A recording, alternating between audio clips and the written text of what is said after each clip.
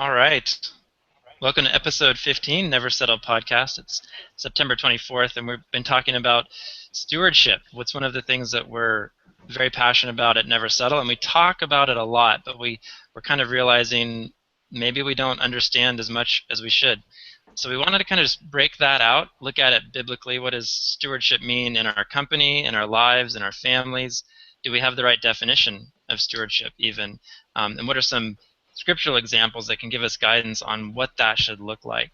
Um, we're going to try something new today, too. We're going to try to keep this a little bit tighter, a little bit shorter, and hopefully that'll work out well overall. So what do we think? Where do we want to start with this topic? There's a lot of places, a lot of examples, a lot of stories. Ken, what were your questions that you were kind of asking yourself as we sort of visited this Yeah, topic for the first time? yeah. This is just some of the background on it was it's so found. I mean, it's in our mission statement at Never Settle.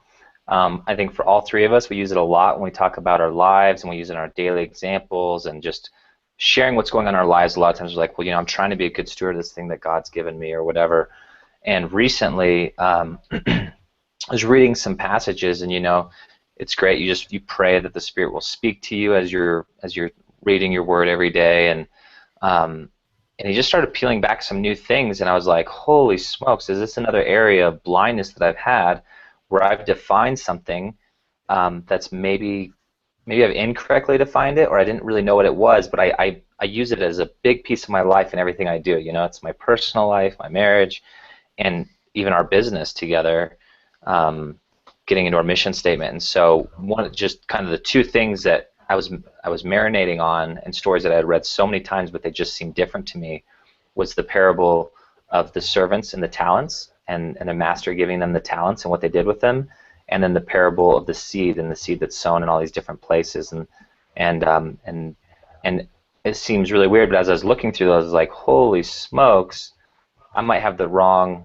definition of what stewardship is. So I was asking you guys, hey, what other verses do you guys know that talk about stewardship? And I think we can dive into that today as a group. As we were just started talking about briefly, there might be less that directly use the word stewardship and talk about it than we would perceive. And I think the really big gap for me that I would love to address is I think a lot of times I can misdefine stewardship as taking care of something well. And when I look at the parables that I just mentioned, especially the one with the master, and he has the three servants, And that's in he gives them each Matthew a talent. 25, to throw that reference out there. So if you want, Yeah, it's Matthew great. 25.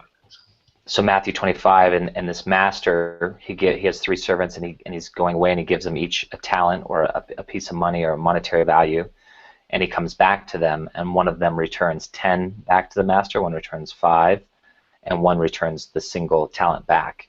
And the servant that returned the single talent back, the master actually took that away from him, called him a wicked servant, and threw him out of his kingdom, and he gave his talent to the one who had 10.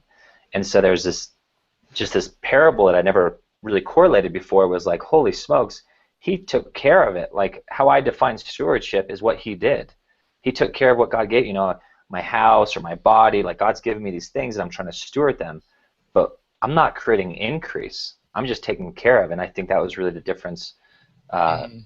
between those two servants. And so now I'm thinking, like, have I really missed this? Or is there Yeah. something I can grow in this? What's interesting to me is kind of looking at it in that light. Um, the key factor from the servant's perspective was his answer, his response in verse 25 of Matthew 25. He says, I was afraid, and being afraid, I went and hid your talent in the ground. And here you go, here's what's yours. And so there was fear there, and there's something about um, he wasn't going to take a risk. His master called him wicked and lazy. So not only did he did take care of it, he preserved it, but he didn't multiply it. And that was kind of a new thought to me, thinking about stewardship in the light of multiplication, not just preservation. Yeah. And I think that's just how I probably default define stewardship when I think about it. When I think about, we talk about what are the resources that God's given the company. Like, he's given us time and talent and money, and how are we taking care of those, right? Mm-hmm. But there's not this, how are we multiplying those, especially for the kingdom? When you start talking about the seed that was sown on different ground, and you have this one seed that's sown in fertile soil, and some of it produces a yield of 30, 60, some of it 100. And so now you're really talking about producing fruit, or a seed was sown into you of truth. You get set apart, and then if it was sown in really fertile ground, if you're fertile ground, there should be a harvest behind you of the similar, reproducing what was sown in you, right? So set apartness or salvation, or however you want to define that. It's interesting. I'm reading on in verse 26. Wicked and lazy servant, you knew that I reap where I have not sown and gather where I have not scattered seed. Then you should have put my silver with the bankers, and at my coming I would have received back my own with interest. And it's interesting. He's like, instead of just like, yeah, taking care of it, putting it in the hole or whatever, and not doing anything, like the expectation is to do something to get at least a little more. I don't know. And sometimes I feel like, man, this is so interesting to think from a company and like business perspective. Like, have an idea, what can we do with it, or have a skill, what can we do with it, even if it's like correlates to putting it into the bank, so it gets a teeny bit of interest. And hopefully we do something greater with it. The big separator for me is growth. Like, that's what's kind of rocking me right now, is just the idea of like taking care of something and maintaining it, or growth. Like your house, like doing all the maintenance and all that. Like, is that being a good steward? Or your body? Is that being a good steward, or is doing something with your land to create increase? Is that more what being a steward of your house is, and multiplying yourself, right? The great command to increase and multiply. When you say it's like, yeah, like for your example, like stewarding your house, like what do you mean? Just like taking care of like the lawn and making like not letting it fall apart. So doing all the maintenance, repairing the roof, that's and all what's that. Interesting, because equity works interesting there. But here's the thing too: is we have this very materialistic mindset as well. So we think of like even us automatically. I'm doing the same thing. Right in our house, we're like, we want to take care of it so that whatever the equity increases, but really is not the purpose of stewardship to increase spiritual fruit. And everything, rather than thinking materially, is everything about the spirit realm and about, drawing people closer to their Creator. And what's kind of standing out to me is like the key thing that we see in that verse in Matthew 25 and then other places. The implication of a steward, the definition, is a manager of somebody else's stuff. We typically think of, I want to take care of my this or that so that it lasts a long time. When the reality is, we're just managers. We're in this position of being entrusted with what belongs to Yah, and not for the purpose of perpetuating that thing or making that thing better, but for the purpose of increasing His kingdom. That's what you just reminded me. And again, like you said, our minds go to the monetary very easily, or like I think of tithing, but when you said that, it reminded me about a saying that someone used to tell me all the time regarding tithing, and that was, like the question isn't how much of your money are you going to be giving to God, it's how much of His money are you going to keep for yourself. And I think that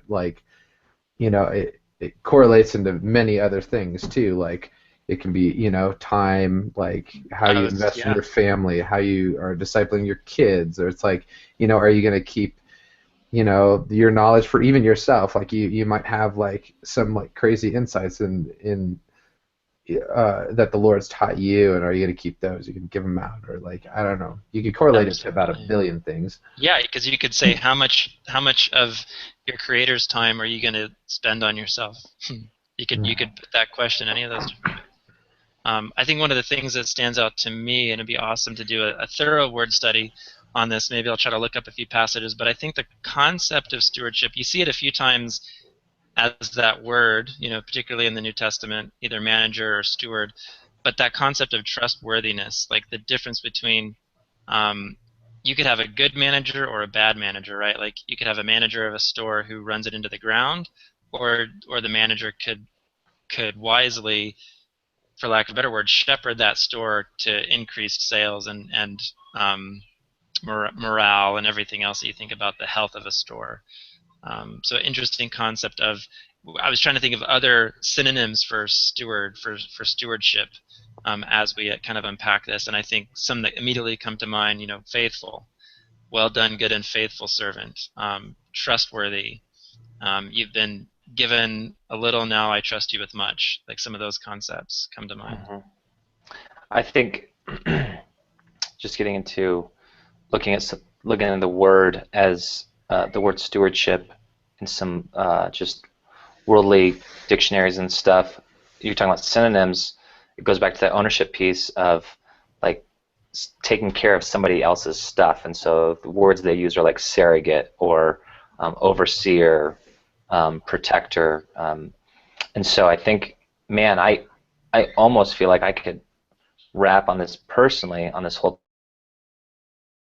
topic with just huge things that would change and add life and value to how I've been thinking about stewardship in my own life, and one is just the truth that it isn't mine, and that, like everything you both just said, right? I'm taking care of somebody else's. So that's step one to being a steward, is understanding my role, understanding I'm not the master, that I am the steward. So understanding the difference between roles and identities. And then the second thing is that it's not about taking care of it, it's about creating increase.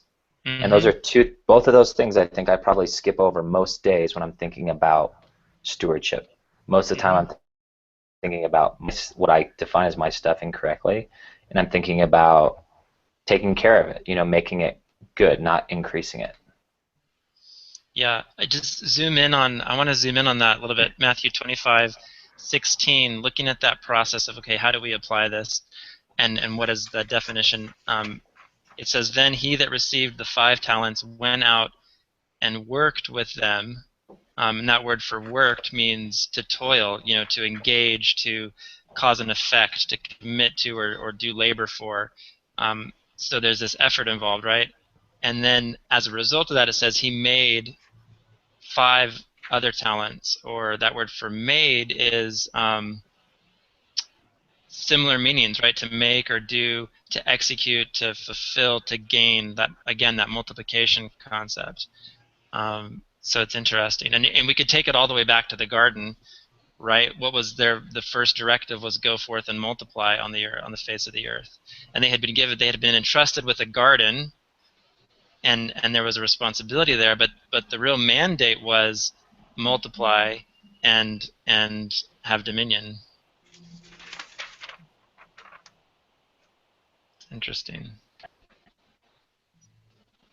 Super interesting, yeah. And I think the other eye opener for me is I put a lot of stock in this idea of stewardship, and then just the mind blowing thing is when I asked you guys that question, I started looking through all these verses, and there's very few that say it, So it's interesting how we put, the Bible talks a lot about other principles, like you were saying, Andrew, like being faithful and trustworthy and all that, but using the word steward or stewardship is actually pretty rare in the actual word.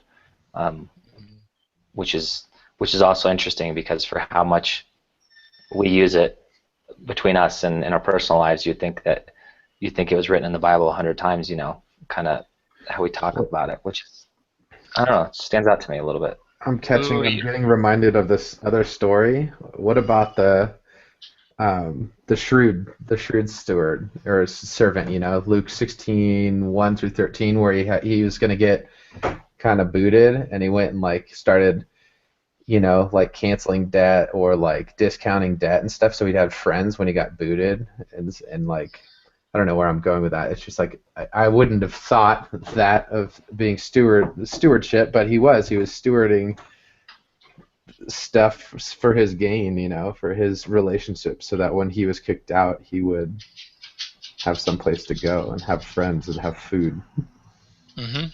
Very interesting. Yeah, there's also a ton of, I love doing word studies, because when you take that word for made the other 5 talents, so the action, basically the action that wise steward did, it shows up all over the place.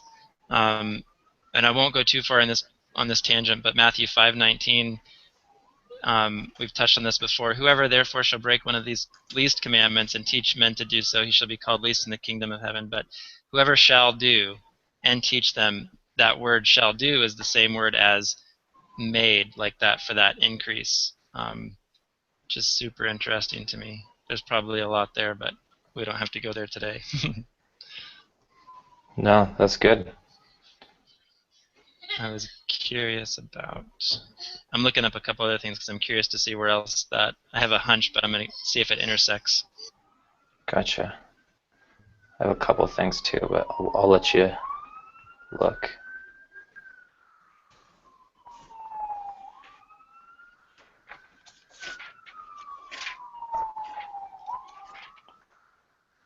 We need some elevator music right now. Let's see. 25. Well, while you guys are looking, I'm going to just dive into one of the places that, just two places where I'm thinking of that it talks directly to the word stewardship. And it's, again, this is really speaking to the first part of the two things that stood out to me, that we're entrusted with God's gifts, our time, our talent, and our money. It's all been entrusted to us. And so 1 Peter 4:10 says, as each has received a gift, use it to serve one another as good stewards of God's varied grace. And so that's kind of defining it as it's not about us and to use it for others. And 1 Corinthians 4:2 does the same thing. It says, moreover, it is required of stewards that they be found trustworthy. So I think that the reason I brought that in is, Andrew, you were asking like what other analogies, and here the word is defining stewardship as trustworthy. So I think we can also make that tie of where it says, where else it says trustworthy servant and stuff like that. What was that second passage? 1 Corinthians 4:2. Right, 4:2. Awesome. Yeah, no, that's really good.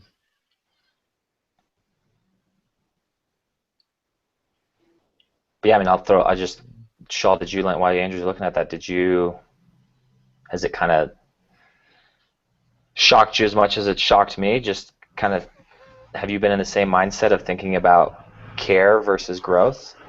I mean, I've always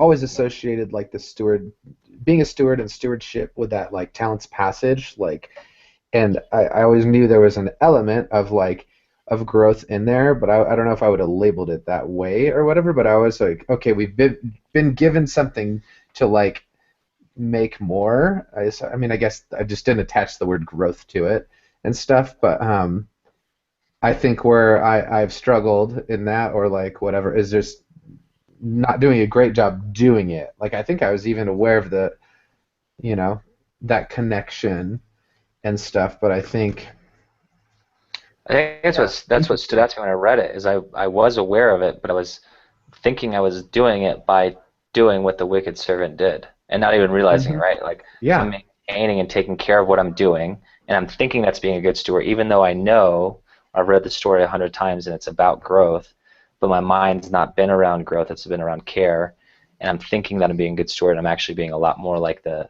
wicked servant. Yeah. Here's kind of a radical, like a really radical concept, but just doing a quick survey of some of those other places that Greek word shows up, and it's in a lot of places. I mean, it means to do, right, or to make. But one of the ones that jumped out at me, Mark. Now where did it go? Mark 10:6. But from the beginning of creation, Yah made them male and female, and that word for made is the same word that's in that parable. And so it's like the radical concept there is, in essence, Yah multiplied, like he created other beings to have fellowship with, and so there you have an example of him stewarding his all-powerful nature and using that power to multiply something, to create out of nothing, obviously, but also to multiply something in his own image that he could fellowship with and commune with, which is we don't generally think of the Creator as being a good steward, because, right, like that's as far as it gets as far as perfection. But yeah, he in a sense, he didn't waste his power. He didn't create things that weren't good, right? Like that's kind of super interesting. So I would agree with the truth. I would say that definition is going back to how we've always defined it. But the thing is he's not managing somebody else's things. So Right. that's probably the only piece that's different. But Because it all that shows emanates how, from him. yeah, but that shows how deep that like misdefinition is in us of Hmm. thinking that it's about taking care of what we have or even just misinformed identity. I don't know. I'm missing on words today, but Yeah. like, are we really approaching it like this is God's, and now I have a responsibility to multiply it? But I do agree with everything else that you said Hmm. on him creating increase, and he's called us to do that as well. And Yeah.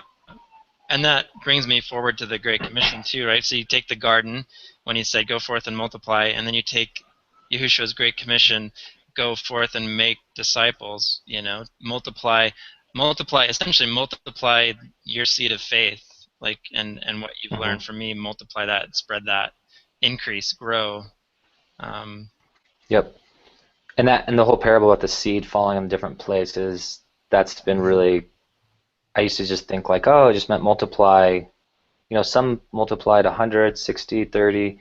But I kind of left it open-ended, and then I was looking at it, and I think that's exactly like you said. It's multiplying believers or worshipers, right? Um, People that can be in relationship with God. I think that's really what the whole point of that entire parable is. It's not just about growth. It's a very specific type. Interesting. So I think we're going to wind down fairly soon, but Yep. that's another thing that, I mean, I typically think of the Great Commission as go and make disciples, but I'm looking at it a little bit in the Greek here, and I would have to study this more to have a solid conclusion on this, but it looks like the action is not, obviously the goal is success. You know, you want the growth, but the command is not have growth. The command is go do. So in the Greek, it's that word is a verb, where we usually think of go disciple all nations, but it's really go and teach all nations. And so that connects back to the parable of sowing the seed, where our job is to do, and sometimes we fail. Sometimes the seed fails; it lands on the wrong place or gets snatched away. But I think religiously we can easily get wrapped up, and even in business we can get wrapped up on feeling like the end goal is the growth itself. Whereas I think, hypothesis time, I think the end goal is the investing, the doing, the sowing, right? And the outcome is in Father's hands. So I don't know. Yeah. To throw that out there. No, I agree with that, and that goes into something that I think I could talk about for a very long time, which is seeds and really what's our role in that. And you just look at a real seed, and the only thing you can do is create the most favorable environment for growth, but you cannot create growth. Hmm. And that's completely yaz, and that's a really humbling thing, and that's what we're called to plant seeds into other people, but we can't force the growth. And get into farming or just go try to sprout a seed yourself, and you watch. The only thing you can do is create a favorable environment, but you cannot create the growth. Yeah. No matter how much you sing to it, whatever you want to do. Water it, Not gonna fertilize it, happen. sunlight. Yeah. Yeah. I feel like we kind of got a little off topic, but I think this was good. I think is there questions that stand out to you guys, or a way to wrap this up? I know for me, I'm gonna keep processing this, and it's been really eye-awakening, and just another one of those things where I love it when this happens, because it just reminds me of just there's eternal growth for me always. Something as simple as stewardship, I feel like I have a really good handle on it.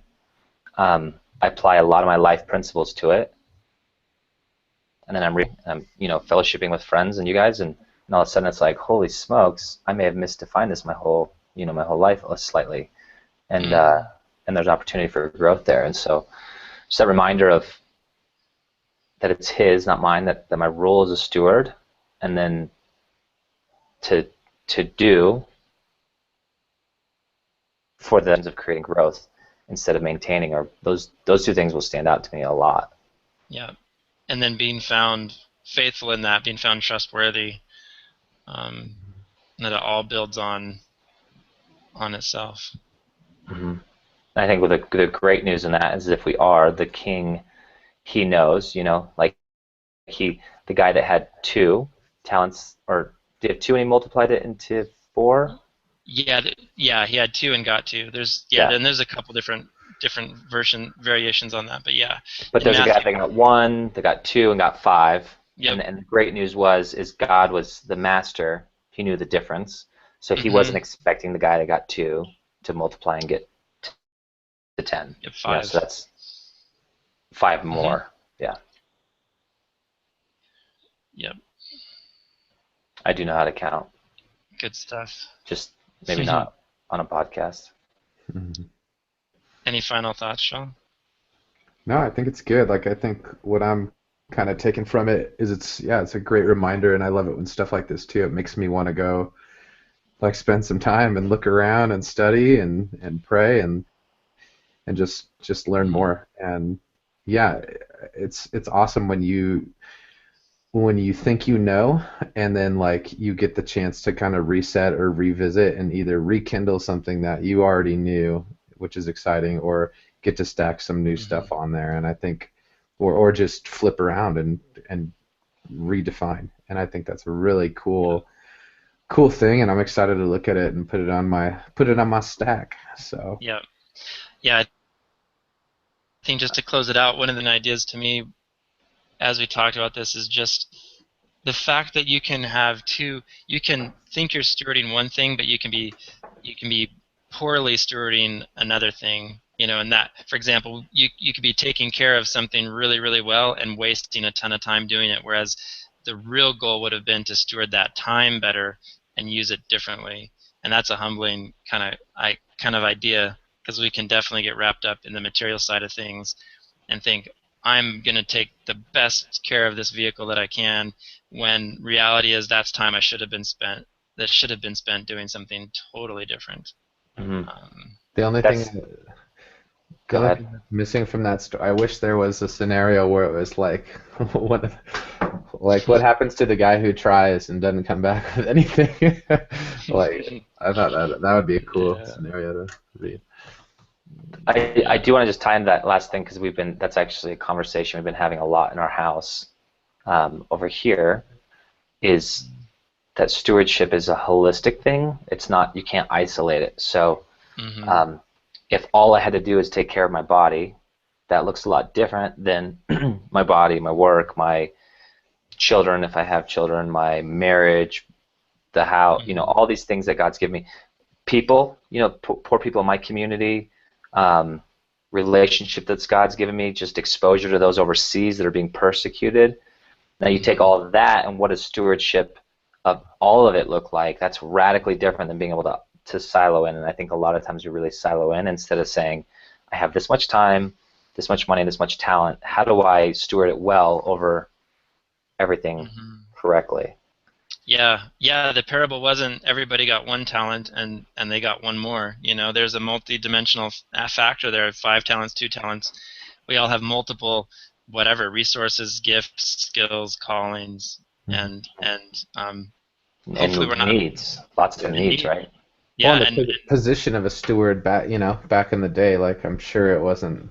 I mean, they were taking care of the house's full financial situation and like things, and so it's mhm, like, yeah, it's definitely multifaceted, and like you're gonna have to be balancing and yeah, being aware.